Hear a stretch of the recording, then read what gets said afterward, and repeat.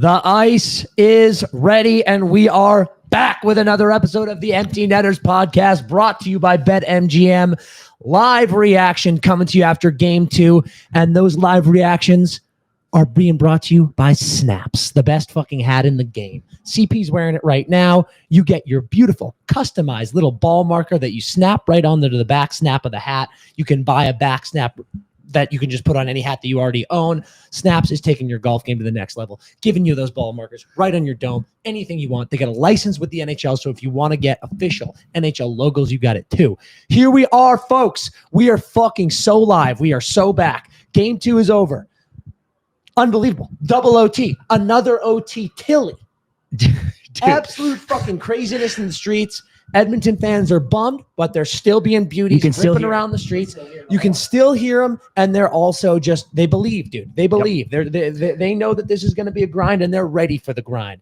So, CP, talk to him. How we doing? Holy shit. 5-4 win. Brad Marchand, the Rat King, a fucking stud. Shorty goal, OT winner goal. Holy fuck. What's going on? Okay, I'm going to drive this. We're gassed, dude. Everybody's gassed. Everybody's up late. You were about to say you were going to drive this bus? I'm going to drive this bus. Drive this bus. I'm going to drive this bus. CP's pretty fired up. 2 of the great opening games of a Stanley Cup final you will ever see in your fucking life. Caden says no white balance. We live. We live. Shut up, dude. Shut up. What do you think I have? 2 of the greatest opening games. If you are a neutral, God, if you're a fan of either of these teams, frankly, because it's 1-1, so you're kind of like, we're both in it. 2 of the great opening games you will ever see. So fucking sick. That was amazing. Yeah. I wrote this note way later in the thing because we're going to go linear again. And we're going to go fast. We're going to fucking try to rip this because so much fucking happened. But I wrote this way later, but I just want to say it up top because I know a lot of Oilers fans are in this chat right now. Oilers fans get fucking buckled at the rink. And I could not respect it or love it more.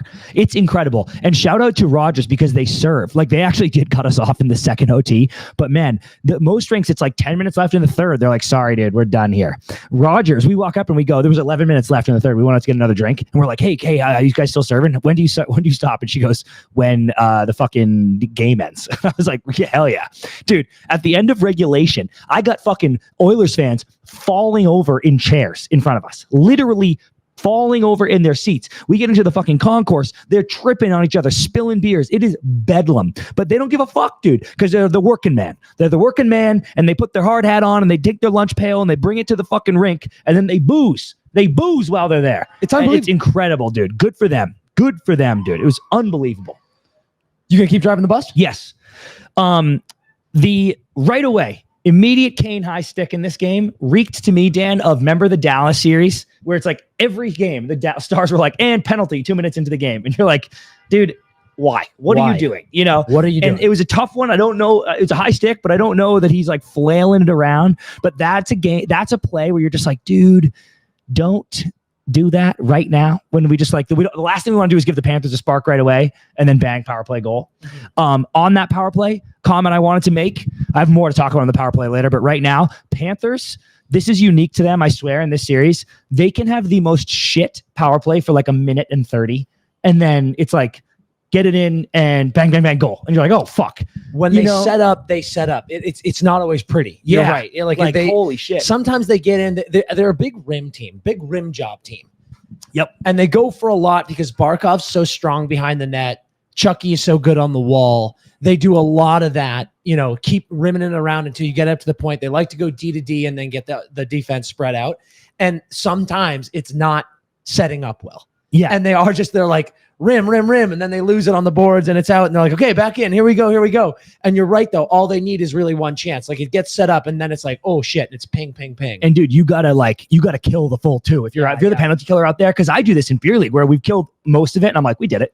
And it's like, no, you didn't, dude. Like, you need to go to the wire there. Yes, sir. And I just another Sam Bennett appreciation, another Bennett goal. Hey, dude, buddy, that AAV is just going up. Ka-ching. He's staying in Florida. One more time. Give me one more. Ka-ching. He's staying in Florida. I'm telling you that right now. And he's going to take a team-friendly discount just like Rhino did. But the team-friendly discount is getting higher. It's like that discount isn't as much of a discount as people thought. Was the Bennett penalty... There was a penalty right there, but I can't remember which one what it was. The goalie interference. No, I don't think that was that one. I think that was later. In fact, I'm positive that was later. Are you sure? He takes an early penalty, and I remember coming back to you because I was like getting another drink, and I came back to you because RNH took a penalty on the power play, and I was like, both of those calls were horrible. It was like a soft something on Bennett, and then a soft trip on RNH. First period penalties. Jesus Christ, pal. Dude, first period was a fucking movie. Kane high stick, Ekblad holding. Oh, that's what it was. It was Ekblad penalty. Yeah. Then It was a let me go through this. Nuge tripping, Nurse cross check, Chucky roughing, Bennett interference, Freddie roughing, Mikola roughing, Seth Jones holding, Bush cross checking. That's just the first period. Dude, I gotta actually text these guys. Fuck. There's two dudes that came to the meet and greet that are from Australia, father and son. They had never seen a hockey game in their life. So they were like, we should go to like Nashville. What was their first one? I can't remember. I think they said Nashville. They went to Nashville, and then they were like, we got to go to an original 6 team. So they've hit like 4 of the 6 original 6 teams, and then they hit like a Hurricanes game and all this shit. And they're at like 12. I think it was 4 original 6, and they're like, we haven't been to Detroit, we haven't been to the Rangers. And I was like, dude, that's good, cool. Skip the Rangers, they suck anyway. Yeah, right.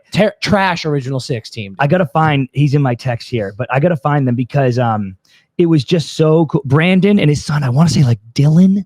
Do you remember? Dylan or Devin, I know they're going to be listening to this, but those guys, shout out to those guys. And they told us they had an impeccable home record. They were like, everywhere we go, the home team wins. We're like 11-1 at home. So I was like, dude, that's sharp action. We got to put money on the Oilers here. But dude, they were texting me like, I hope we get a good game because we've never been to a playoff hockey game in Canada. Boys, you saw a full game in the first 20 fucking minutes. It was that was your money's worth and then some. Yeah. Dude. Holy shit. Man, you know what's funny too? So for people's information, CP and I went to games 1 and 2 of round 1, Oilers Kings. Obviously 2 wins for the Kings. And then Oilers people were like, hey, dickheads, you cannot go back to that game 5 and game 7 if it gets there. And we didn't. Yep. We didn't go to game 5 and the Oilers won. And then when we were here Wednesday, I was like, listen, dude, if Florida wins game 1 and the Oilers lose every time we're in the building, fans will eventually find this out and we will be in trouble. Yeah. So it was good that they won so we didn't get lynched by the fans. But that was sketchy. I'm bringing this up because there's a bit of foreshadowing because guys, for these, by the way, like the lives we were doing in the morning, I had time to digest the game, kind of really make a document. In this, we're just like riffing thoughts off the top of the head as it comes. So I want to say, because this was good foreshadowing, there was a play when it was 1-0 Panthers. Marshy found Lusterinen cutting, and he had a sick move that just didn't go. He went forward and backhand, was wide open. He missed the net high or something. And I was like, dude, that is a bad miss. But this is what the Panthers were expecting from this third line. These are the chances they need to be getting. No doubt. Massive foreshadowing there. So I'll leave that there for now. But like the next shift, tough bounce, but bad Verhaeghe turnover, right to Kane, comes in, bang, posting in. And my God, dude, that building gets loud and it's hard to say. You feel like you get, when they start going nuts and they've tied the game again, it just feels like they're going to win. Every fucking time they Oilers score, I'm positive they're going to win. Man, Chris, it's so crazy. So, as you just said, Sam Bennett gets a great power play goal. Then Kane gets got kind of a greasy one. And that was another one of those ones. I said, this Oilers depth, dude, they just keep showing up. That's a big goal for Kane, his 6th of the playoffs. Then Bush gets one top of the slot, throws one on net. Rhino. Was it Rhino or was it? I'm pretty sure it was Rhino. Blocks it.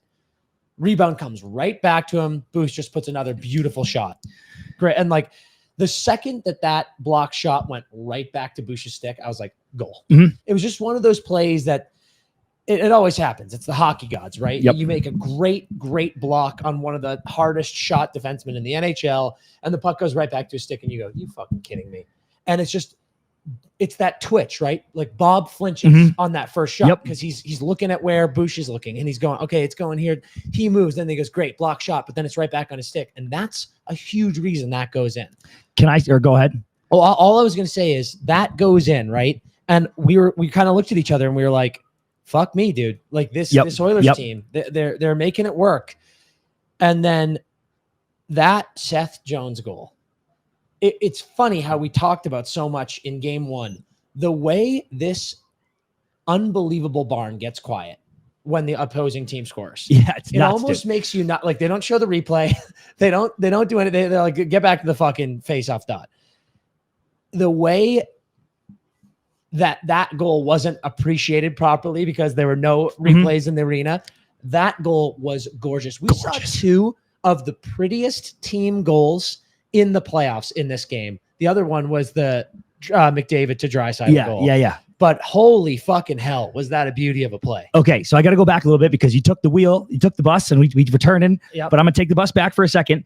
And Chris, I apologize. Apologize for doing that. Executioners. I just want to say executioners again because that Kane goal. Remember you looked at me and you go, the Panthers have had the puck in the ozone for 60 seconds straight. Always couldn't get out. And then it's like this chip out goal. And you're like, bro, if you're the Panthers fan, you're like, dude, how is this fucking happening? Sure. Executioners. And then the Bob thing. And I'm going to call back to the Star Series again. How many times did that happen to Otter? Shot block and he went like this and then it goes right back to them and it was in the net. That happened to Otter. I can literally think of 3, at least, maybe even 4 goals. And as soon as it got blocked, I was like, because dude, that hits like the center of the net. And you're like, God, dude. I don't want to sewer Otter. I know that's your boy. My boy right there. It is very, very noticeable how much better Bob's rebound control is than Otter. Yep. And it's those things that you always wonder. You wonder who checks the game notes, who watches tape. And I'm not saying that Otter doesn't. Of course, I'm not saying that. I'm asking myself, I wonder how much Bob studies these other teams because he is, I think, these shots from the point especially, and then these shots from top circle, strong side angle. He's pushing in weird ways. He's doing this, low pad save, guys. Chat people in the chat, check it out next game. There are a lot of these chances where normally pad save, you're kind of putting that right out, right? 45-degree angle. Bob's almost angle. It's like making it sketchy. No. He's like angling it into the corner. Oh, He's like letting it just glance off. It almost whistles by the post. Yeah. And there were a couple in the first period. I was like, Bob, like, are you off? And then he was just doing it all game. And I was like, that's his thing, dude. And that is very impressive. That's his thing. Real quick in the chat, Kiefer says he saw the hot lap at the West End Mall. How bad was the ice? Kiefer? I don't know. Oh, no. Oh. Like from York? Yeah. No. Kiefer Simpson. And he says, how bad was the sheet? It was pretty bad, and the skates were pretty dull. I actually thought I was going to wipe out there. The boys were making fun of me. I was like, I might eat it. Oh, you at Wem?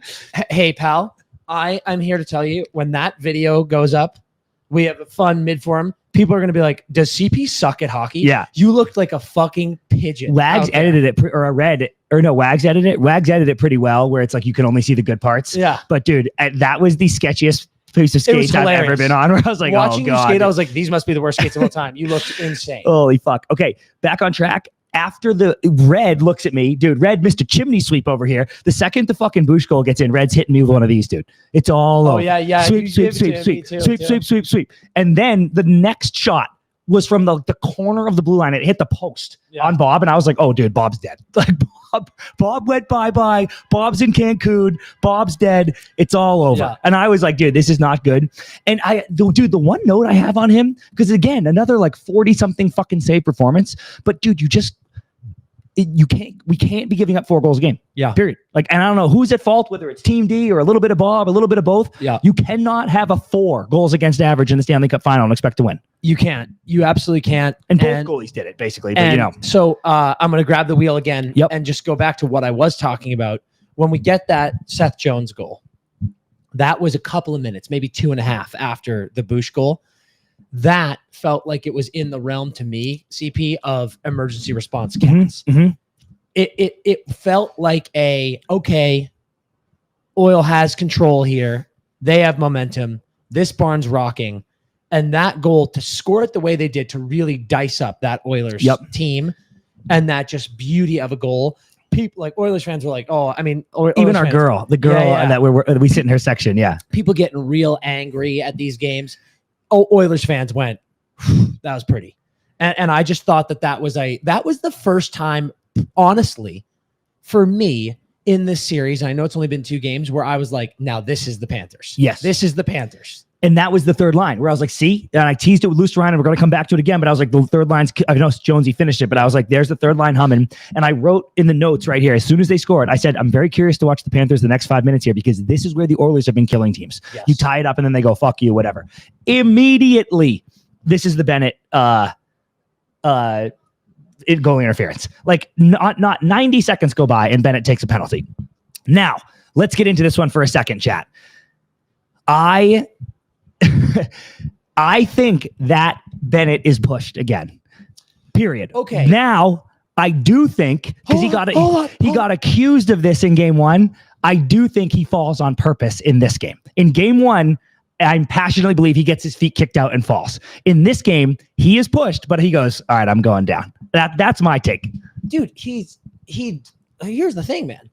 He does it on purpose in both games, but that's okay because he does get pushed over. The first one was a fucking genuine trip. First game was a slew foot trip. This one was a full on shove, but like he's going down. The thing that was crazy to me about this one is I feel like he didn't go down into Stu that hard. And dude, Stu was fucking, that's my boy. That's my boy. But Stu, I was worried for him. I was like, at first I was like, oh shit. And then I was like, oh, you're fine, dude. But yeah, Stu was really winning an Oscar on that one. What's tough is I thought that was a bad call. I didn't like the interference there. I wonder if legit Runes is like, Sam, look at me. Can't do this twice. Yep. Truly CP. I think that gets called only because of what happened in game one.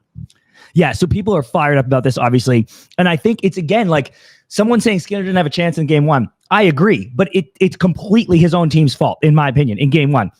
In this one, I think Bennett gets pushed 1000%, but then he goes, fine, fuck it, I'm going down, you push me. Then Stu's fucking waving around. You know what I didn't love? And we'd have to talk to Runes to see what the call was right away, but it sure felt like that call came pretty fucking late. Like there was a massive, those were antics, by the way, after that. Antics. Those were fucking antics. We got antics. And then they were going like this. They're pointing at people, and I was like, nice, wow, it's going to be 5-on-5. They're just going to take 2. And then they go Bennett goalie interference. And I was like, oh, wow, you're going all the way back to that. Yeah. Because that hand, dude, I dare people to watch the replay. That hand does not go up on the play. They're not goalie interference. That's like a way later. So that was crazy. Can I take a moment real quick? Can I go off the rails for a second? Yep. There's people on Twitter, people in the chat talking about it. I tossed up a tweet during the game and I was like, I don't know when something knocked loose, but Stu is in one. He's the stash is talking to him. And it's full of secrets. A couple of haters have been like, he fucking gave up 5 goals, blah, blah, blah. Hey, folks, I'm here to tell you, if a goalie gives up 5 goals in 5 periods, that's not bad. That's not 1 goal a period, dude. And Stu's save percentage was just under 8. He had an 881 save percentage. He saw 37, just under 9. Yeah. He saw 42 shots that game. It's like, that's not a bad game. No, Stu's the man, and nobody ever say a bad word about him, or you're going to fucking hear about it from me. Bob's unbelievable. Yeah. Bob let in 4. Say something bad about Stu in the chat and see what fucking happens. See what happens. So that, and then you get the fucking gross, disgusting McDry goal, buddy. Bro, another peeper. I gasped. Man, I don't want to suck off the oil too hard here. My jaw's gonna dislocate, and I already have TMJ. Hold on, let me give it to the fans. Wow, that's some ASMR. Could people hear that, you think? Chat, let me know if you could hear that. Hey, Mr. Pesty, we're not talking about Stu that way. Continue. Yeah, chill. Chat, let me know if you could hear my jaw. God, everyone's coming for Stu now. I'm going to have to fight the whole fucking chat. Chat, let me know if you could hear my jaw. I can't believe, dude. Cannot believe how dangerous this Oilers team is with a man advantage. Correct. It is, I think. I can't believe their power play was so bad all year. I think it is genuinely the craziest and most fascinating thing I've ever seen in my life watching hockey. Of when that group is out there with a man advantage, I am genuinely holding my breath. Yeah. The whole time, because I'm like, fuck me. How are they not going to score? They move well together. They connect with everything together. The way Connor gets some space and starts moving, it's just like, holy shit. I couldn't even believe defending it. Could not believe it. So on that topic, you get the McDavid goal, or let's just say how sick the goal was out loud, because I didn't let you say that. It was disgusting, man. How does he do that to NHL players? I don't know, dude. The way he walked through 2 guys, he made the announcer on Sportsnet, I think, or probably wasn't Sportsnet. I don't know who the fuck had this game, but if you watch the replay, shout out Robbie, Heat Daddy, our boy, tweeted it, and he goes, "Can I say the R word if I'm quoting?" I don't know. Thunder. Oh yeah. Hey, this is a movie quote. Chat. I'm quoting Tropic Thunder. Don't cancel me. But again, shout out Heat Daddy goes, Connor McDavid is so good. He just made the announcer go full retard. Yeah. And like, if you listen to him hit, like the guy's like, he goes, McDavid, oh God. Like he's just having a conniption because Connor just walks two guys and then throws that fucking disgusting dish backdoor. Unbelievable. So after that, the Panthers take another completely avoidable idiotic penalty and then another to go 5-on-3 for a full 30 seconds. That kill, they should look back on that kill and be very proud, because if that could have gone 4-2, 5-2, because if they score on the 5-on-3 still on a power play, like that could have been the game and the series. Yeah. So CPI said, I was talking my shit.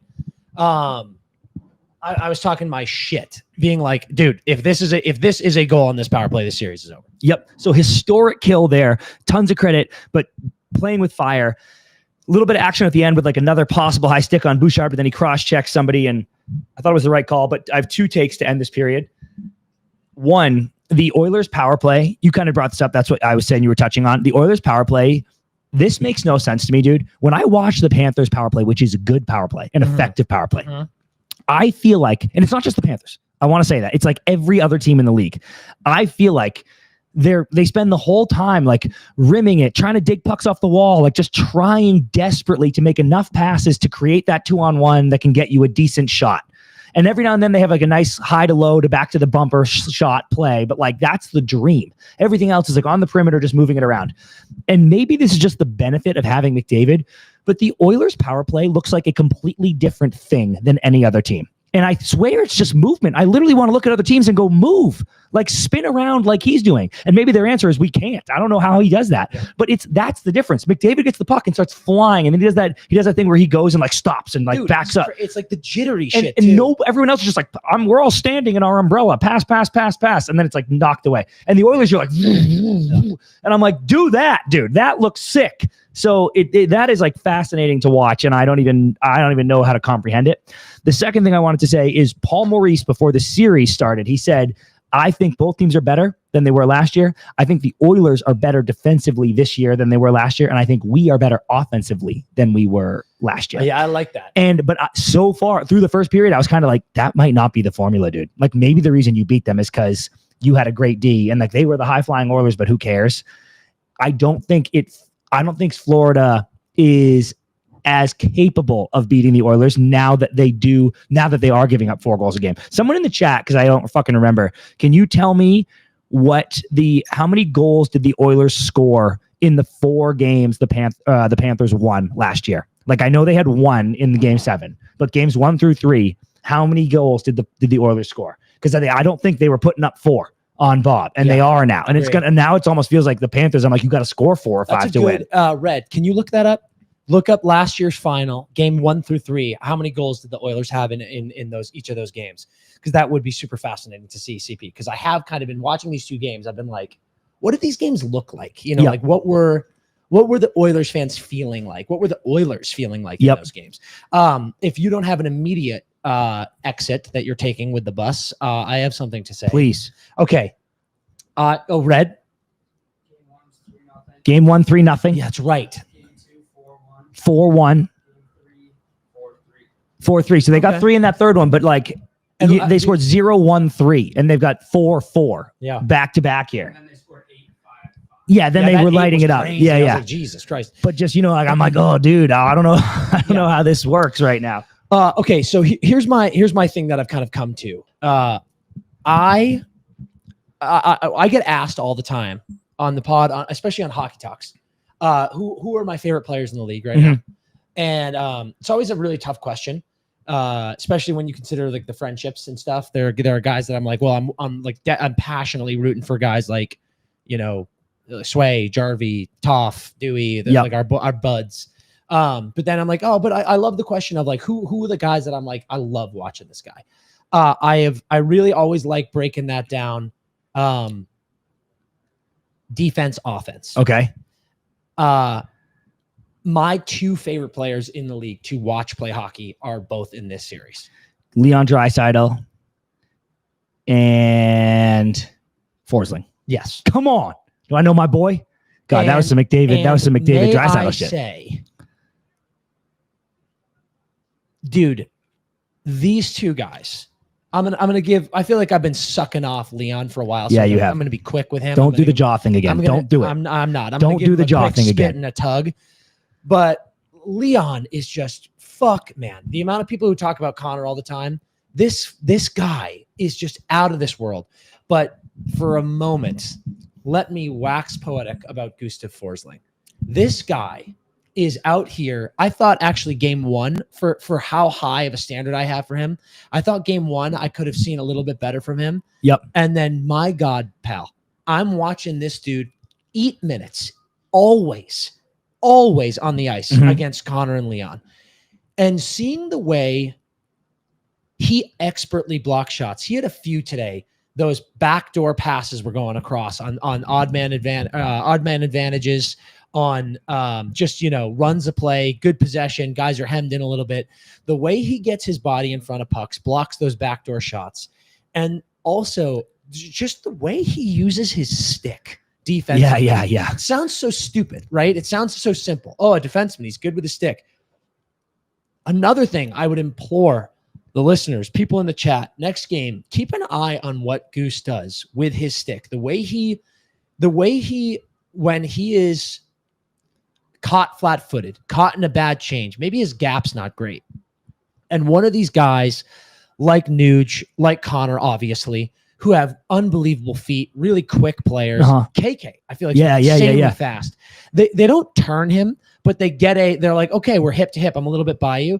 The way he patiently will have his stick on one side, let the player step in front of him so he can move it to the other. He hits butt ends to get people moving their arms forward. And how many plays do we see which where Goose laid down on the ice? That one against Kane. Dude, insane. Someone literally just said the stick while sliding on Kane. Full extension, fish hook with the blade of his stick, pulls that puck off his stick. That was a goal. And I got to tell you too, remember, we're jumping ahead, but remember in overtime, I actually thought McDavid was very quiet in overtime, and that's a lot due to Forsling and Barkov. But at the early overtime, McDavid had that one shot out of a cannon moment. We got a text from Locks being like, this guy's a mutant, dude. It's overtime. He's looking Indy 500. Forsling chased him down, and McDavid still got the one-hander off that slid by Bob, but that's almost anyone else in the league. That turns into a McDavid borderline clear breakaway, starting at the blue line. And Gus kept him outside enough. That was actually a tremendous play. Tremendous play, CP. Okay, so going back early in the second, it was 3-2, and I remember thinking the next goal is so fucking massive. And I wanted to just highlight a few as I get to them, a few historic Bob saves during this game that are changing the game. If you go back and look, there was a 2-on-1 2 minutes into the second period. McDavid in a closing Bouchard. McDavid, someone drops to McDavid. He walks in, little sauce over to Bouch. Absolute clean rip. Bob gets the body over, takes it kind of off the chest plate. Dude, these are game-altering saves. That's a clean 2-on-1 backdoor bang. Real. Absolutely insane. Then Kulikov gets one. Finally, some sustained pressure of the Panthers ends in a Panthers goal instead of an Oilers goal. So I thought that was a huge moment. A lot of fans, this was the one time I was kind of like, Oil fan, chill, dude. The rink, anyone who was there, I don't know if anyone in the chat was actually at this game, the rink was up in arms at wanting a Matthew Tkachuk goalie interference on that goal. And I was like, calm down. That was the first time I was like, the Bennett shit is actually in your head. We're turning into bitches. I was like, dude, we're turning into bitches with asking for goalie interference. It's just any little whiff of content you breathe on a goalie now, people. And that's not a shot at Oilers fans. It's everyone. It was every series, every time anyone was near a goalie, people are asking for it. I'm like, come on, what are we doing here? Dude, so and people in the crowd were like, challenge. And I was like, challenge? Not only will you lose that challenge, then you go in the fucking PK and they might score again. Didn't you learn this lesson from game one? So I was disappointed in that because that was nowhere near fucking goalie interference. And if you are upset about that, there's plenty more to be upset about in this game. Fucking forget about it. Panthers tie it, and I write again. Yet again, my eyes are on the next 5 minutes here. How do you respond? And yet again, the Panthers take an immediate penalty. I was like, dude, you have got to be kidding me. This is your response every time. I know. And dude, the Marshy shorty, I gotta like see that again. I can't even remember the buildup. I don't know if you guys do of like how he got sprung there. It was I believe it was just a quick neutral zone entry, and he was just hanging with the two defensemen. And it was just an errant pass immediately picked off by the Florida defenseman. And Brad was just right there at the top of the blue line. And he was like, whoop. And he just immediately curled. And it was straight up the gut, pass right to his backhand, gone. And I'll say a little foreshadowing here too. A full speed breakaway. Yeah. Live, by the way. A shootout's a little bit different because the goalie, they know a full speed breakaway live in game when the goalie comes stepping out because he's like, oh shit, is big time advantage player. And Marshy made a move that takes advantage of that. Comes down, dips shoulder, steps out, you open the legs, bang, 5-hole. I got to say, it was really cool. I mean, I love Brad Marchand. I'm a Bees guy. I love Brad Marchand. And it was really cool to see him have this moment. He's obviously had an incredible playoff, but he's been such an elite penalty killer. I'm pretty sure he's like Bruins franchise leader in shorthanded goals. Oh, he is. I also think he might be like the NHL. I think he's top 3. Yeah. So Red, could you look up who has the most shorthanded goals in NHL history? And then, maybe even playoffs too. That'd be cool. That was a sick moment for him. I was very happy for him. You saw his reaction. He was going nuts. And that was a great response from the Panthers after being idiots and taking penalties again.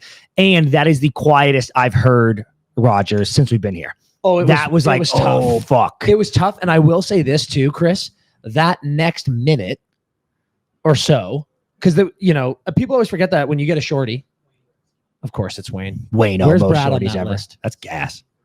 Oh, okay. How many goals? Shorthanded goals. There's no way Brad is only 73rd all time. Oh, that was how many shorties Wayne has. My bad.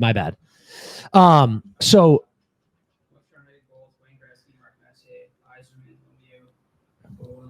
Gretzky, Messier, Yzerman, Lemieux. Marshy number 8. So top 10 in eighth NHL. all time. So sick moment for us. Sick moment for the kid. By the way, dude, Brad Marchand is a Hall of Famer. Well, I think so, but I think if he gets his cup, he'll be in for sure. And if he doesn't, then so what I was going to say is people always forget, you get a shorty and it's like, oh my God, it can suck the wind out of you. But then you're like, well, we still have a power play. So, but that next minute or so was the worst Edmonton's power play has looked. That definitely momentarily definitely deflated them. So the period ends and now we're looking at another chance for the Panthers to touch on that stat. 31-0 with a lead after any period. Mm-hmm. Now 31-1. And now I'm sitting in Rogers being like, if this goes 31-2, like you said, it depends on how they lose. All of a sudden, you're going to feel really bad again. Yeah. Right? Period starts. And the Oilers had a power play to start, but you were right. They were kind of just rattled from all that shit. I thought halfway through the third, really the whole third, but halfway through, I give the Panthers a lot of credit for playing a much better period. Yep. They were outshot still. Maybe Red checked the shots in the third. They were outshot still, but it wasn't. The third period on Wednesday was a shit show. It was literally an icing, a flip it out, like no legs. It was Florida crazy. Was skating in this third period. They looked like they were ready to play the game. Yeah. Okay. But again, shots on goal in the third. 9-5. Edmonton 9-5. So like 5 still low, but it's like it was tighter, tight checking third. It was just we called it out real time. They looked much better. They were moving their feet. They looked much better than Wednesday, but it's still it's a poor strategy to be up on this Edmonton team when we know how this Edmonton team, we tweeted this, shout out our boy Charlie Garnsey who gave us the stat. We tweeted out before the third period started. Last 4 playoff games, Edmonton Oilers have outshot their opponents 38-14 in the third period. Yep. How many times have we talked about the backbreaking goals they score in the third period? Mm-hmm. You're going into that with a 4-3 lead. Yep. Edmonton's probably scoring. Yeah. They're probably going to score in that period. I know, dude. You got to know you need one. It took damn near 20 minutes. Yep. but they were obviously scoring. Dude, we said it Wednesday. You got to go into these thirds up at least 2. Like you can't be like, we're going to be fine. Play, man. Yeah. So it's like the Florida, I thought they looked very, very good in that third period, especially compared to Wednesday. But 5 shots, guys. That's not it. You can't play defense against this Oilers team. Not when they're hungry like that, dude. Not when they're hungry like that in the third. Defense like that. It's just never going to work. At the 10-minute mark, it started to tip. And I was like, here come the Oilers. Yeah. I want to call your boy out. Forsling had an incredible block at the 8-minute mark. Holy fuck.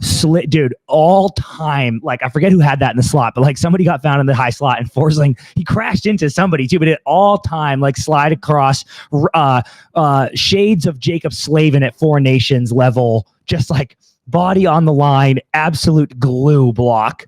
Right after that, you had a funny Bennett-Bouchard exchange where the Oilers went offside. Bennett came in to like hit Bouchard because he was like, I thought we were playing, but then it was like a whistle and they kind of just bump each other. And then Bouchard like whacks him on the foot, just kind of like similar to the nurse slash on Hintz. And then Bennett looks at him and like whacks him back, and Bouchard collapses like a sack of potatoes. And I was like, I actually thought something happened for a second. I was like, oh fuck, are you all right? Dude, an all-time flop job. I was like, bro, crazy, what are you doing? Also, I can't have that shit this late in the third period, dude. Can I be a puss bag for a second? Red? He's a puss bag all the time. You can do it now. Fuck you too. Obviously this is fresh with the Hintz injury. I need top of foot slashes to become outlawed. 10-minute penalty, 5-minute major. Like, I'm being dead serious. It is so like it was funny when that happened. The way that then trickled into everyone who has ever been slashed on the top of the foot, or God forbid, block a shot off the top of the foot and you don't wear guards. It is horrifying. Mm-hmm. It's like it is immediate foot break. I've broken my foot, I think 3 times that exact way. Dude, it's like it should be like a cup check. Yeah. Like if someone comes in and like a real good like hack on top of the foot, that needs to be a 10-minute misconduct. Yeah. Because it's just like we can't just be breaking guys' feet out. Mm-hmm. That's fucking crazy. Again, puss bag take. I just don't want to see guys breaking their feet. Okay, so then you enter this dangerous territory of late in the game where if you're Florida, you're pretty much on your heels at this point, and you're like, now we're not going to score, so it's just survive. Yep. And if we get scored on, we're probably fucked. Yeah. You enter that time. It's like kind of when you hit that 5-6 minute mark, you're like, oh. Yeah. And it's kind of moot because they scored. But I just wanted to call out because I said I would. An absolutely, potentially series-altering save on Connor Brown by Bob, the glove save. Incredible. This is too dramatic, but it reminded me of the Marchand breakaway against Bob in Game 5, because that would end the series. Definitely. Whatever. But I was like, holy shit, how did that not go? And then he took that save. Dude, he said, I'll fucking see that save and I'll raise you your house with the save on the backdoor one-timer by Draisaitl. Oh my God. That save is putrid, Dan. That is one of the most gnarly saves in the moment I've ever seen in my life. When that puck went across, I was like, oh my God. Like, I was like, Jesus Christ, this is in. Good day, sir. Oh, dude. Save was out. Dry was like, what? Oh, yeah. You saw him do the flinch of like, oh, excuse me? Baking powder? Okay, hold on. Hunter says the audio has a sound delay. Some people are saying it's only him. We'll keep an eye on the chat. Chime in if it's everybody. Oh, okay, there's another one. Is there a way to like restream? We don't know. Wags isn't here. Wags is it? But Wags? Chat, let us know. I think I did see us like pause for a second, but chat. Yeah, maybe it's internet, and it's internet. Okay, we're just going to keep humming. We're going to look. We're looking into it. We're going to keep pushing along. We're live, baby. This is live TV. The Draisaitl save was absolutely fucking insane, and I just need to tip my cap to Bob for that, because when he'd given up 3 goals in the first and I was like, Bob's in Cancun, that save's not Cancun, dude. I'll tell you that much. He's fucking dialed. Everyone's delayed. Let's do a quick. Oh, it's a half second. All okay. Right. So we're pushing through it. We're pushing through it. Caden actually was like, dude, the delay is fine. If it's a half second, we're okay. Yeah, just drink. Keep drinking. Like, be a good Oilers fan and keep drinking. Okay, so the Panthers ice it with 30 seconds left. Oilers have already used their timeout. Panthers didn't use theirs. I was kind of surprised there. I guess they didn't want to give them a freebie. 30 seconds left, and you come to that face-off, Dada, as the Panthers. You cannot lose this game. or you can't have them tie this game. 30 seconds left.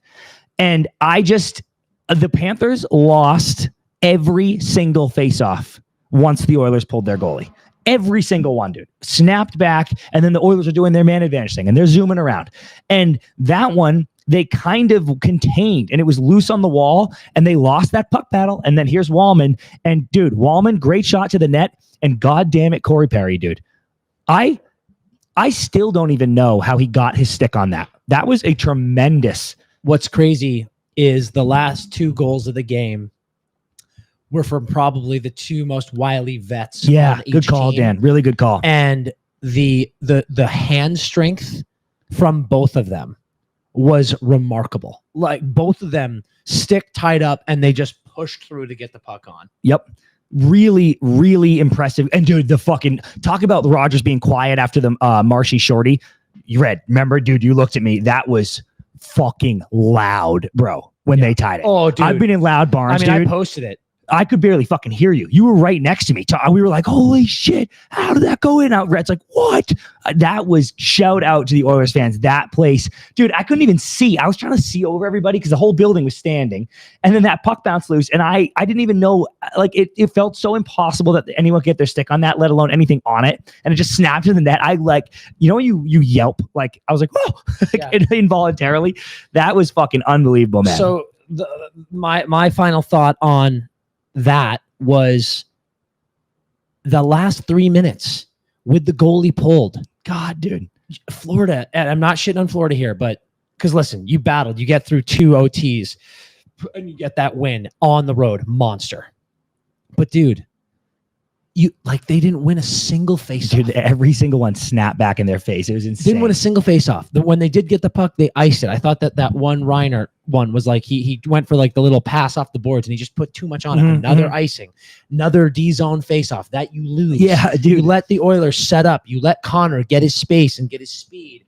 And it's like, dude, fuck me. You knew they were scoring. Okay, Dan, we're going to OT. Tell everyone about BetMGM. Taking a quick break to talk about BetMGM. They are the greatest partners in the world. They are the best sports book in the world. And we're doing the hat trick jackpot right now. So anytime goal scorer, you do an anytime goal scorer. Pick whoever you want. If your goal scorer scores 3 or more, getting that hat trick, you get put in a pot with a chance to win $10,000. That is absolutely ridiculous stuff.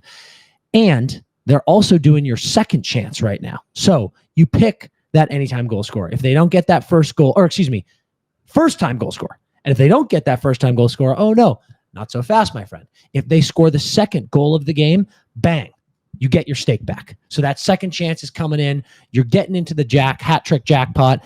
And then also, if you sign up right now for BetMGM with promo code NETTERS, NETTERS, you can bet up to $1,500, and if you lose it, you get it all back in bonus bets into your account. BetMGM, taking care of you better than anyone else on earth. Okay, but I got to read this. Hold on. Well done. Gambling problem? Call 1-800-GAMBLER. Call 877-8-HOPE-NY or text HOPE-NY for New York. Call 1-800-327-5050 for Massachusetts. 21 plus only. Please gamble responsibly. Call 1-800-NEXT-STEP for Arizona. 1-800-BETS-OFF for Iowa. 1-800-981-0023 for Puerto Rico. First bet offer for new customers only. Subject to eligibility requirements. Bonus bets are non-withdrawable. In partnership with Kansas Crossing Casino and Hotel. See BetMGM.com for terms. U.S. promotional offers not available in New York, Nevada, Ontario, or Puerto Rico. Wow. That's clean. That's clean as hell, to be honest with you. I think we should risk it and reload the stream and see if it can fix the lag. Okay, I don't know how. God knows how we do that. Producer Red is saying absolutely not. Yeah, no chance. Okay, we go to OT. Dude. Wait, hold on. In the chat, John goes, bunch of corporate sellouts, hate to see it. Derek goes, John, the boys have to get paid. It's free content. It's like, come on, John. It would take a minute to do an ad. It was quick and easy, baby. Okay, so in overtime. What the fuck? Caden says live reading GOAT CP. What about me, dude? I just did a full ad off the rip, Caden. No, you a bitch, dude. You literally read something. Yeah, but did you hear the pronunciation? The enunciation. You're a bitch. Wow, Derek says what leg? Maybe we're back, boys. Come on. Okay, so we go to OT, and I said to you guys at intermission, I do not know how you recover from that if you're Florida. Like I don't even know what the fuck you're saying in the room because you were just like, you have got to be fucking my dad right now that this is what's happening. So I give them credit for coming out and playing pretty good in OT. Oh, the Oilers had another big shot. Can you check shots of the first OT? The other Oilers had another big shot OT again. And I would say they were the more dangerous team. There was 13-8 Oilers. There was a stretch in the middle where the Panthers activated flip out mode every 5 seconds again. Yep. And I was like, oh, dude, it's like, you're in trouble. Here it comes. And they hung on. And the killer is they had, even though they were the less dangerous team, they had the best chances. The Marchand forehand, backhand save, rebound under Stu's both pads off the far post. That's one of those ones where you go, we're dead, dude. We're dead. Like, how do these not go in? And now we're fucked. And they rallied around that, but we simply must talk about the Sam Reinhart breakaway. I'm so glad that you got there. I want to talk about it. And then after I talk about this, I want you to talk about Z-Biotics. Okay. We got to do that. Do Sam Reinhart first. Sam Reinhart must be hurt. He has seemed very off. He is such an insanely good player. And he felt not like a non-factor tonight, but I just didn't see him enough. Yeah. He missed a couple, He got that fucking brutal knee on knee. Yeah. And he was knocked out of the Aho hit. And he was just like, it just doesn't look like he's been right since. And that breakaway, like, first of all, he almost fumbled the puck and didn't get the breakaway. And then the Oilers were so tired that they just let him walk. It might as well have been a shootout. All the time in the world, Stu at the top of his crease, so far out of the net, had quick backhand, forehand written all over it. And he just shoots it and like shot it wide. It was just. Can we say the text we got, or is that? Yeah, of course. Does that dude not want to put Rhino on blast publicly? Dude, Oshie is a member of the team. Dude, we get an immediate text from Oshie, and he goes, full speed breakaway, low blocker shot, no deception, miss net. Crazy move. And he goes, literally, you go forehand. Skinner's out of my man Stu, my stash boy, is out of the paint. If you literally go fake shot to the backhand, Stu is in the corner. Stu slides to the corner, and then you just bring it back to the forehand. Oshie goes, take it back to forehand, and I text back, yeah, and just elevate, and you're golden. Because Stu does have those long fucking legs, you know? And Oshie goes, you don't even have to elevate. He'll be gone. He'll be in the corner. Just slide it into the open net. That decision, Dan, because I said to you, I even leaned into you at one point in the game, and I go, where's Sam Reinhart at, dude? Like, that's a fucking, what do you have, 50 goals the other year? Like, that's a goal scorer, dude. That's your game 7 game winner guy. I need him. And Verhaeghe's like streaky, right? Like Verhaeghe got hot at the end of the Carolina series, and he'll be a factor in this series. But Sam Reinhart's kind of like consistently a guy. And he has been very quiet. It's only 2 games, but he's been very quiet. And remember the one, like, it was early, he kind of had it was on edge, but it came up on his stick and it was launched like so high off the glass, and you looked at me like, that was a terrible shot. Yeah. He has just been not dangerous. No. And I go, sometimes this can change everything. Clean breakaway, you win the game for the boys in overtime. Let's go home. You start and now I see one go in. And dude, actually, in his defense, on the replay, because we got the replay on the TV, it did look open, you know, but I am so baffled by the decision to just shoot that, and even more the miss the net. How you don't even put Stu to the task in overtime. Like I was like flabbergasted. Yeah, it wasn't great. We don't need to harp on it, but I just think it's a sign that maybe he's a little banged up. Talk to the people. Hey, Red, actually, question for you. If when this live ends, are those cameras still recording?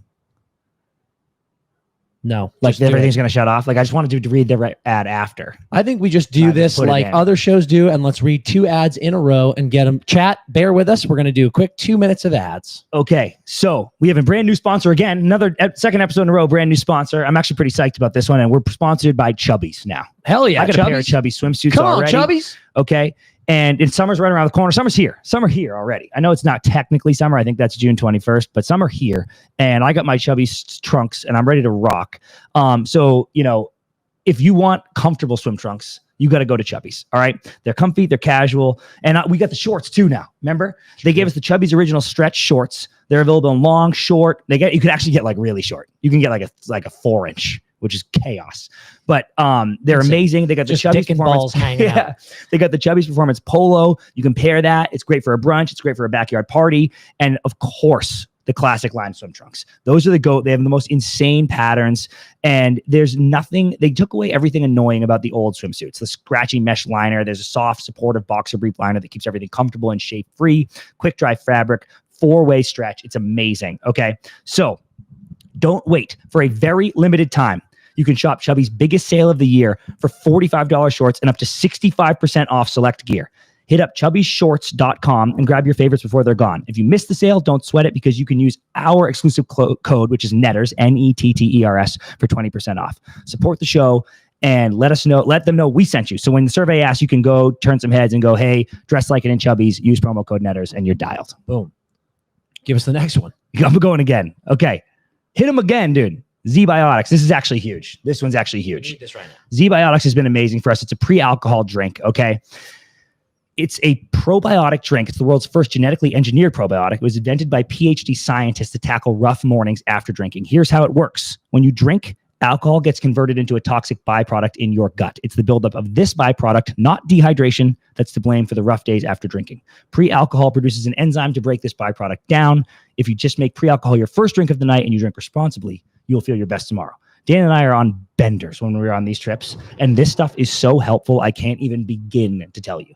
We take this, we pop it, we get out, we go do the night, we go to Edmonton, we go all the bars out here. We're going to go to the elbow room. We're going to be out of control. And I swear to God, I'm only able to wake up and go to the gym because I take Z-Biotics every time. So now that summer's here and we're celebrating the warm weather, before drinks on the patio, before that tropical vacation, before your best friend's wedding, don't forget your Z-Biotics pre-alcohol. Drink one before drinking and you will wake up feeling great the next day. Go to zbiotics.com/netters, that's NETTERS, to learn more and get 15% off your first order when you use Netters at checkout. Z-Biotics is backed with a 100% money back guarantee. So if you're unsatisfied for any reason, they'll refund your money, no questions asked. Go to zbiotics.com/netters and use the code NETTERS at checkout for 15% off. Boom. Ads done. Come on. Back. All right. Closing thoughts here, CP. Get the Brad. Huge Brad breakaway OT winner. How pissed were you when it went to double OT? Tell everyone how pissed. I was furious. How pissed you were, dude. I was furious. I was itching, dude. I was so horny to get here and get into the live. It was insane. Can someone end this game so we can get to the live and get with the fucking fam here? But here we are. We get the OT winner. Brad fights for that contact, gets that puck to squeak 5 hole. I do want to say, because I said I would call them all out, and someone in the chat said this, chime in again if you remember who it was. Iconic save from Bob on KK. Oh, like these are the saves, dude. These are the fucking saves. You will look back when the fucking Stanley Cup DVD, if it comes out, if the Panthers win and it comes out, everybody will go, dude, that save, that moment, the whole rink, dude, like gave the groan, the universal groan when that happened, because you saw it coming. We all saw him crash in the net, and I was like, here it comes. And in his defense, I said to Red, not much more you can do with that. You know, it's not like he could have like placed it, but you're just getting a stick on it. I agree. Completely but Bob agree. gets there, dude. And it's like, man, massive series altering save. Okay. 100%. Then Brad Marchand, another break. Brad gets the goal. We don't need to talk about the goal. A lot of people saying Stu should have saved that. I don't know, man. Like whenever there's like Brad has, like you're playing the shot, right? Then all of a sudden there's a stick check and Brad's shot is altered. I'm gonna look up that replay right now because I haven't seen it yet. Gets more contact on it. He touches it again. I'm not going to kill Stu for that. Brad gets the goal. All I want to talk about as we close out this episode here is what are the vibes right now, right?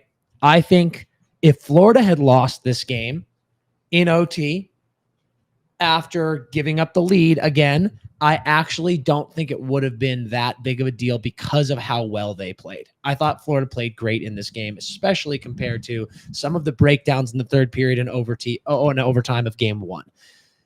This is a interesting situation where, in my opinion, I think Edmonton feels okay too.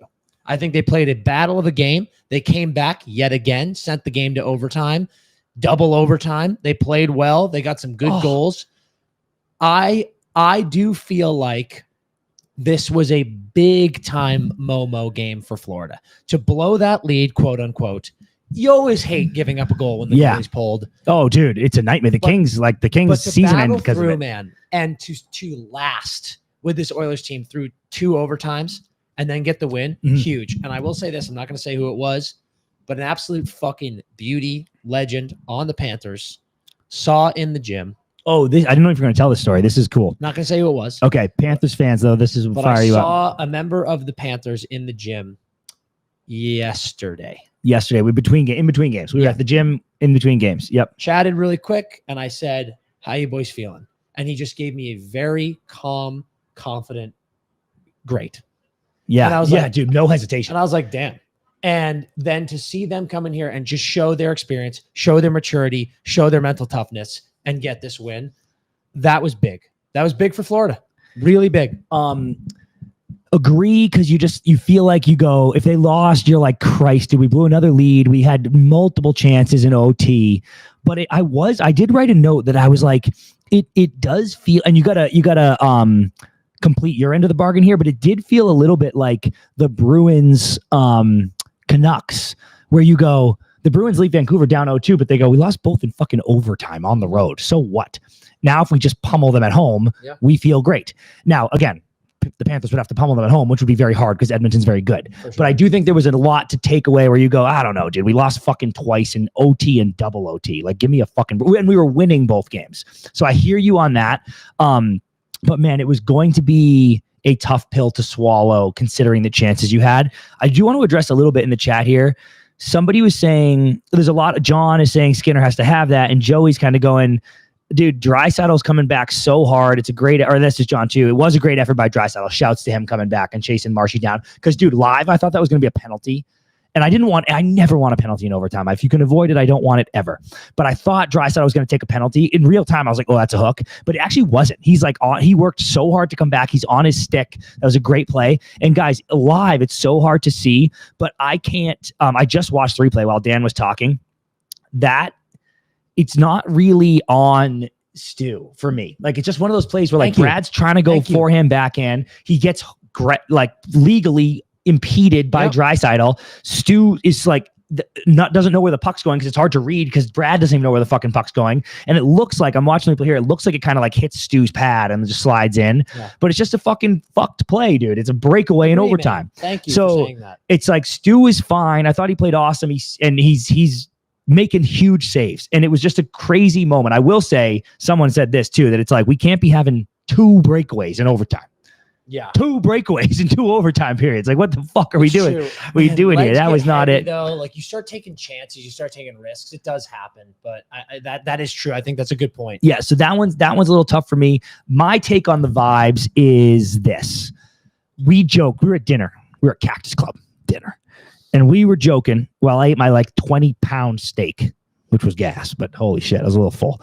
We were saying that the finals are an interesting beast because whatever happens in game 1, people lose their shit, us included. I had multiple clips this week admitting, I was like, I'm being reactionary. When the Oilers win game 1, everybody here in Edmonton and us were like, Oilers in 5, it's a bloodbath. And if the Panthers had won game 1, I promise you, everyone would have gone, Panthers sweep, told you, they're different, that the Oilers never played a team like this. And it's like, it's one fucking game that went to overtime and it's 2 great teams. What if next game the other team wins in overtime? Aren't we just in for a great long series? And now watching this, I'm like, probably. CP cooking right now. So I opened this fucking live saying these are 2 of the greatest opening games you can ever see. I've never been more sure that this is going to be a long series, unfortunately for us. Mm-hmm. Well, fortunately, because it's fun as fuck, but it's a lot of travel. No, but remember, it's funny. It didn't really happen the way I thought, but I was like, I think that this is going to be a rope-a-dope. You win, I win, you win, I win, you win, I win. And like here, it's a split. I told you, bro. I told everybody. I said, whoever wins game 1, easy to say now because I was right, but I said, whoever wins game 1 is going to lose game 2 just because these teams are too good and the team who lost game 1 will know I have to fucking win that game. I didn't expect it to go this way in double OT and chaos, but this is what happens. These are the 2 best teams right now. And I mean that not on, you can't win on talent alone. I don't mean talent. I just mean this. What he says. What does he say? You can't win on. He says, you don't have enough talent to win on talent alone, which is such a fucking shot by your coach. Yeah. But this isn't the 2 best talent teams. That's not my take. My take is these are the 2 most well-coached and resilient teams. These are the 2 teams that will not roll over. We're going to fight you till the very end. That's why they're in the final, and that's why I'm excited to watch this bloodbath. I'm officially stating I will be shocked because there's a way to spin this, Dan. If you're a Florida fan, and I'm sure Maurice is saying this in the room, that he goes, boys, We just split, and we got the split that we wanted. And the only one they beat us, we blew a 2-goal lead, and they had to beat us in overtime. We're about to go home and rip their throats out in Florida, and this thing's over in 5 our way. That's a narrative that would very much make sense to be brought up. But I'm currently saying I would be shocked if it's not 2-2. Like if Florida just rolls them twice in Florida, I'll be like, oh wow, I did not see that coming at all. No, I don't see that coming at all. I think, man, this is just if you're not a fan of either of these teams, as in, like, I'm not saying you don't like them. If you're just like, yeah, I'm just watching, this is as good as it gets. I think these two teams are fucking titans. I think that they're so good. They're playing well. There's elite talent all over the ice, and these games are just going in the most entertaining fashion you could possibly imagine. I said I would finish the foreshadowing, but I did think I wrote a note here where it said, and I know Bennett scored earlier, and he's been scoring everywhere, but without the Verhaeghe and the Reinert and the Tkachuk like doing anything right now, I wrote in my notes at one point in the middle of the first overtime, it feels like if the Panthers win this game, it could only come from the third line. And then it was Brad. And it's a great pass. It's a nice play off the wall from Lundell, great pass, whatever. And that is the advantage we said they would have before the series, is that third line. That third line delivered tonight. You got an Arvidsson goal in game 1. The third line didn't deliver. Florida. Edmonton wins. I really think that's going to be a thing that swings it. Unless you can get more from those top guys. And just as much a credit to the Forslings and the Barkovs of the world to keeping McDavid pretty quiet. The Oilers guys are keeping, it's not like the Verhaeghe's not trying. It's not like Sam Ryan's not trying. Of course, yeah, they're playing. The Oilers guys are keeping those top lines really quiet, and the Panthers top guys are spending so much energy trying to keep the Oilers quiet that they're like, I can't score, dude. I'm focused on McDavid all night. But I think if you're the Panthers, you go great, but I do still think I would go, I need more from my big guys. For sure. The thing I will say to close out this episode, close out this live, is if you're the Edmonton Oilers, you feel really good about the fact that the Barkov line is not doing much. And if you're the Florida Panthers, you are thinking, if we can get the Barkov line going, we are in a very good spot. And that's going to be interesting to watch. So, did you see what Tkachuk did in the penalty box? I did not. A lot of did you see it? Anything? A lot of people in the chat are being like, classless move from Tkachuk in the penalty box. We'll take a look at it. But I have no idea what happened. We'll take a look at it. If anybody knows, chime in. Chat. We are headed to Florida tomorrow. Holy shit. Going to be getting on a plane, ripping down to Florida. We will be in there tomorrow night, hanging out Sunday. We'll be doing pods. We'll be doing interviews while we're there. We're definitely going to do some sort of meetup. You'll see us at Elbow Room, absolutely. But if you're in Florida, come say what's up. We'll be all over the place. Guys, buy the merch. We've got amazing Oilers shirts for you, amazing Florida Panthers shirts for you. We've also just got great empty netter shit, hats, hoodies, crew necks. Everything's beautiful. Make sure you grab some of that stuff.